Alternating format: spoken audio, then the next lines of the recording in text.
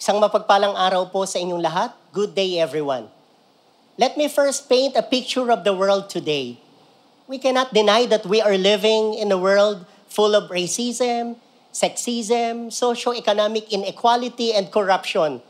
There is also much hate and division, so much culture wars and cyber wars.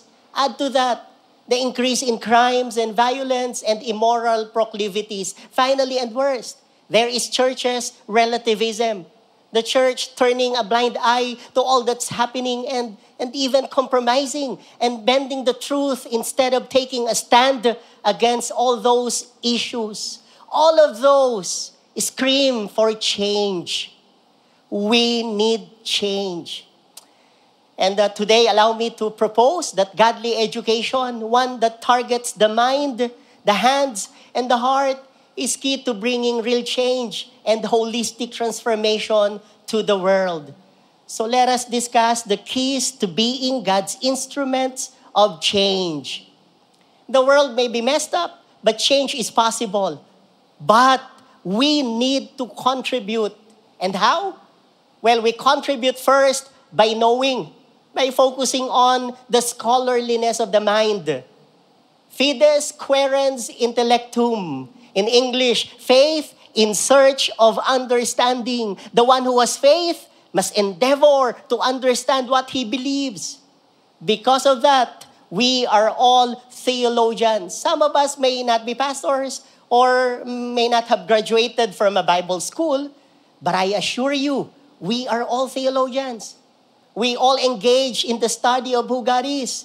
When we read the Bible, when we give moral and spiritual advice to someone, when we share our faith to people, we are actually doing theology. And because we are all theologians, the greater concern is this. Is our theology correct? Is our understanding of who God is correct?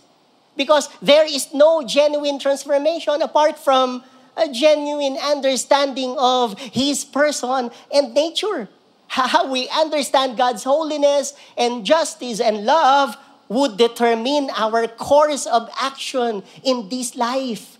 In the words of late great J.I. Packer, the world becomes a strange, mad, painful place, and life in it a disappointing and unpleasant business for those who do not know about God. Disregard the study of God, and you sentence yourself to stumble and blunder through life, blindfolded, as it were, with no sense of direction and no understanding of what surrounds you. That is why in 2 Peter chapter 3, verse 18, we are admonished to grow in grace and in the knowledge of our Lord and Savior Jesus Christ. Paul was one such man, author of most of the New Testament epistles, but still he desired to know and understand more. In his own words, in Philippians chapter 3, verse 8, I count all things but loss for the excellency of the knowledge of Christ Jesus my Lord. In one occasion, he even commanded Timothy in 2 Timothy 4, verse 13, when you come, be sure to bring the coat I left with Carpus at Troas. Also, bring my books and especially my papers. Charles Spurgeon commented on this specific verse. He is inspired and yet he wants books. He has seen the Lord and yet he wants books. He has wider experience than most men and yet he wants books. He has been caught up in the third heaven and had heard things unlawful for a man to utter, yet he wants books. He has written a major part of the New Testament, and yet he wants books because of his burning desire to know more. Let me venture to say that the flip side of the coin is just as true. Paul was able to change the world because he wanted books. It was his knowledge that caused him to have wider experience than most men and also to write most of the New Testament epistles. Daniel is another man who was used by God for the greater good because of the scholarliness of his mind. No one from the wise men of the kingdom of Belshazzar could interpret the writing on the wall. So they summoned Daniel, whom they referred to as one who had a keen mind and knowledge and understanding. As a result, he was able to serve the people and became the third highest ruler in the kingdom. Now, aside from Paul and Daniel, the early church itself was devoted to the apostles' teaching first and foremost.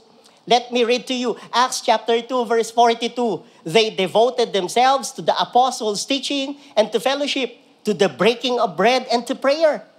Now, what is mentioned first? Is it fellowship? Is it prayer? No, it's the apostles' teaching. That's how important growing in the knowledge of the Lord was for the early church. And that was why the early church flourished. In verse 47, we would read, "And the Lord added to their number daily those who were being saved." There was mass transformation. And why? Well, because the early church devoted itself to the scholarliness of the mind. Therefore, let us not subscribe to the belief that the mind is the enemy of the heart. God has given us the faculty of the mind inasmuch as He's given us the heart and the soul so that we could use it for His purposes. And so the first key to being God's instruments in changing the world is devoting ourselves to the scholarliness of the mind. But let us not stop at the stage of knowing. Let us move up to the stage of doing. Because the ultimate goal of theology is orthopraxy, or correct conduct. We cultivate our minds so to us to empower our hands to act. In the words of this late great Dr. Ravi Zacharias, love is the greatest apologetic. It is the essential component in reaching the whole person in a fragmented world. And so we focus on doing, the service of the hand. And to emphasize on its importance, let's take a look at the condition of the world we are in. According to World Bank's most recent report in 2015, there are 736 million people worldwide who are living in extreme poverty, meaning they live on only $1.9 a day. Meanwhile, worldwide, the number of hungry people in 2017 is more than 820 million. That's from the WHO, also from WHO in 2019. Almost 5.2 million children under 5 years old died out of preventable and treatable diseases. Imagine 5.2 million young lives gone. The numbers are staggering. But let us not stop there. Now, let us take a look at our condition. This is from Pastor Max Lucado's book, Outlive Your Life. Listen. Ours is the wealthiest generation of Christians ever. We are bright, educated, and experienced. We can travel around the world in 24 hours or send a message in a millisecond. We have the most sophisticated research and medicines at the tips of our fingers. We have ample resources. Now listen up. A mere 2% of the world's grain harvest would be enough if shared to erase the problems of hunger and malnutrition around the world. We have enough food to feed the hungry, yes, praise God. And we have enough bedrooms to house the orphans. Now, please, listen, here's the math. There are 145 million orphans worldwide. Nearly 236 million people in the United States call themselves Christians. From a purely statistical standpoint, American Christians by themselves have the wherewithal to house every orphan in the world, you see? You see, just think of the great potential we can make if only we would all act. I remember one great man who said, you don't have to choose between being a simple pastor who works in the ministry and becoming a scholar. The two must not fight one another. These two really come together.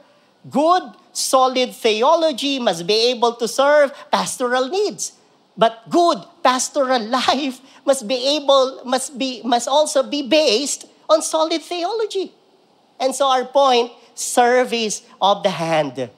Of what use is our knowledge of God if all around us, our fellow human beings who bear the fingerprint of God and for whom Christ died are suffering?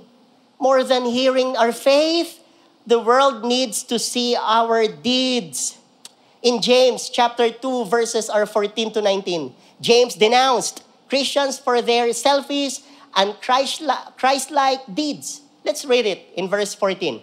What good is it, my brothers and sisters, if someone claims to have faith but has no deeds? Can such faith save them? If I may paraphrase, where is the evidence of your faith? In verse 15, suppose a brother or a sister is without clothes and daily food. If one of you says to them, go in peace, keep warm and well fed, but does nothing about their physical needs, what good is it? In the same way, faith by itself, if it is not accompanied by action, is dead. How strong those words are. Not just weak, not even useless, but dead. In verse 18, but someone will say, you have faith, I have deeds. Show me your faith without deeds, and I will show you my faith by my deeds. And here is where he throws the bomb in verse 19. You believe that there is one God. Good. Even the demons believe that and shudder. You see, we are no better than demons if we play a blind eye to the plight of this suffering world. Ora et labora.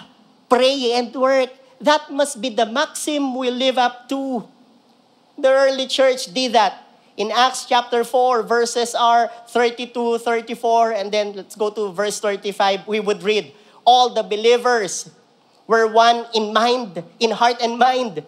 No one claimed that any of their possessions was their own, but they shared everything they had. Did you hear me? They shared everything they had. There were no needy persons among them, for from time to time, those who owned land or houses sold them, brought the money from the sales and put it at the apostles' feet, and it was distributed to anyone who had need. Among them, one man stood out. His real name was Joseph, but everyone called him Barnabas, which means son of encouragement. In fact, in the book of Acts, he is referred to as Joseph once and Barnabas 23 times. And why did he get such a name? In Acts chapter 4, verse 37, he sold a field he owned and brought all the money to the apostles. In Acts chapter 9, verses are 20 to 31, after Paul's conversion, none of the disciples wanted to accept him except Barnabas. Acts 9:27 says, but Barnabas took him, that's referring to Paul, and brought him to the apostles. He told them how Saul on his journey had seen the Lord and that the Lord had spoken to him and how in Damascus he had preached fearlessly in the name of Jesus. See how one act changed Christian history? Imagine if Barnabas had not paved the way for Paul. Wow! Other examples are Dorcas, who was always doing good and helping the poor.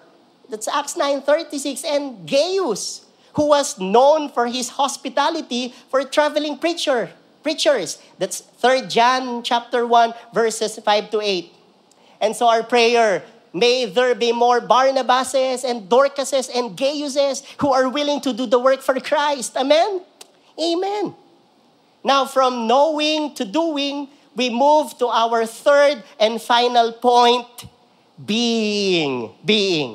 This, I dare say, is the determining factor. Only changed people can change the world. Without true connection to Christ, all our knowledge and actions come to nothing. So the last and most important key is spirituality of the heart. Yes, the heart is the core of everything. Without the right relationship with the one who changes hearts, we cannot affect change. We cannot transform the world if we ourselves are not transformed. Now, what does it mean by spirituality of the heart? Spirituality of the heart means being with God. It is cultivating a deep communion with God and spending time with Him in prayer and in reading His Word. How is our personal relationship with Him? Are we connected to Him? Jesus Himself invites us in John 15:14, remain in me as I also remain in you. No branch can bear fruit by itself. It must remain in the vine. Neither can you bear fruit unless you remain in me. If we want to bear fruit, if we really want to bring forth change in this world, there is no other way than to stay connected with Jesus. As we abide in Christ in the secret quarters of our hearts, know also that spirituality of the heart is manifested in obedience and surrender to Christ. That is being God's. Spirituality of the heart means being God's. By being God's, it is echoing Paul's words in Galatians 2:20. I have been crucified with Christ, and I no longer live, but Christ lives in me. The life I live in the body, I live by faith in the Son of God who loved me and gave himself for me. Can you truly say that we are dead to ourselves? That we are truly yielded to him and to his will? Let us live our lives surrendered to him and pray, not what I will, but yours be done. Then, and only then, can God use us for his purposes. If you want to see how a changed heart could be used by God to bring change and transformation, just look at the life of Moses. After his encounter with God, he was used to lead the Israelites from the oppressive rule of Egyptians into their promised land. This is one guy, this is one godly man leading a whole nation. Wow! Before I end, let me give you two modern-day examples of people whose minds, hands, and hearts are being used by God to affect change in my own country, the Philippines. First is Brother Eddie C. Villanueva. He is an atheist turned preacher of the Word of God.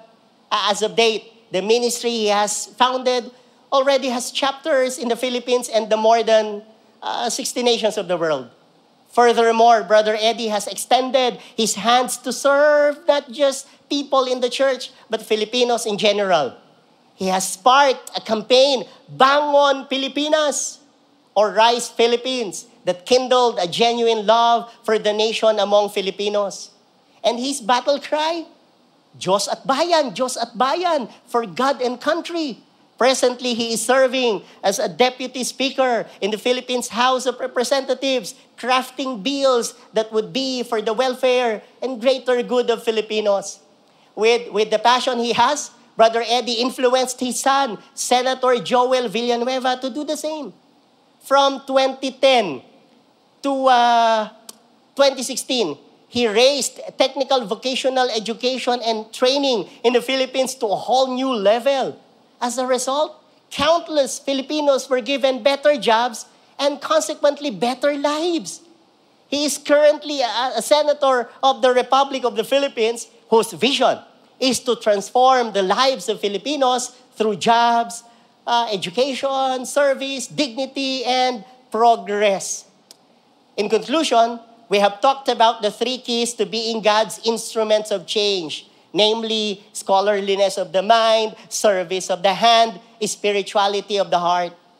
And the keys have been handed to us. The question is, will we use them? May we not just see the dawn of a generation of Christians who are committed to knowing more about God, doing more for others, and being more like Christ. May we be the Christians who would cause that spark to light up and spread like fire, ever so burning, so as to bring every mind, every hand, and every heart captive for Jesus. And so, brothers and sisters all around the world, let the change start in each one of us. Let us surrender our minds to the contemplation of Christ. Let us offer our hands for the welfare of our neighbors and fellow men. And let us devote our hearts to the presence and purposes of God. Until we, the ecclesia, do all those three, will the structural evil that has been so entrenched in our society be loosed. Only if we, the called out ones, do those, will the moral and social decay that has been eating up the world be reversed. It's time for the church to live up to its name. It's time for us to show the world that we have indeed been called out from the darkness into the light. And so, brothers and sisters, make your life count for Jesus. God greatly bless us all, and to God be the glory.